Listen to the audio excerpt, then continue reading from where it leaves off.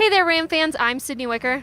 And I'm Bryan Buck. And we're here at Canvas Stadium where CSU just wrapped up a crazy game where they won off of a field goal win. Bryan, let's break this game down a little bit. Yeah, Wyatt Bryan, who missed probably one of the shortest field goals in football history, a ball that was snapped at the 1-inch line with about 2.5 minutes to go, comes back, gets his chance late, makes a field goal as time expires to give the Rams the win, 18-20.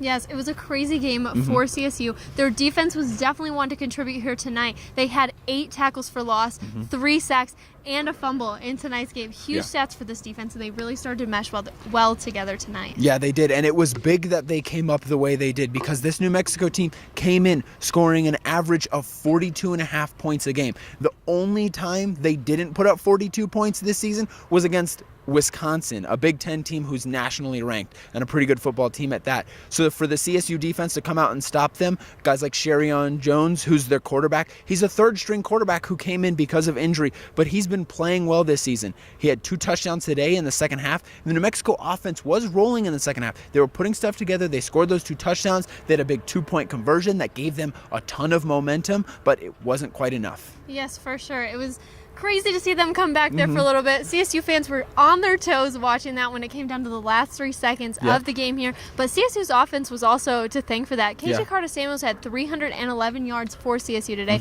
Izzy Matthews was in there pushing through some huge players and making some key plays. He had 93 yards in tonight's game, which was huge. And then BC and Preston, they're both huge players for CSU every game, and they contributed to tonight's game as well. Yeah, and it all came together on that final drive. They all had catches. Warren Jackson had a catch too. Izzy Matthews had a couple runs there late to set up that field goal, and it was big. And this team, you can tell, they're really starting to groove and trust each other. And that was Bobo's big message in the post-game press conference, was just how much this team has started to trust each other, the trend that they're going on. That bye week was huge for them to kind of stop, pause, hit the reset button, get comfortable with each other again, really go out there, start working, and then show everybody else on the team that we're all here working. We're all trying to work. We're all trying to be successful. And you can tell these players have bought in. They trust each other. They're working hard for each other. And all of them, after today's game, said, we still have more to come. There's still a peak that we're reaching for. We can be a better football team. And they'll get their chance in a short week today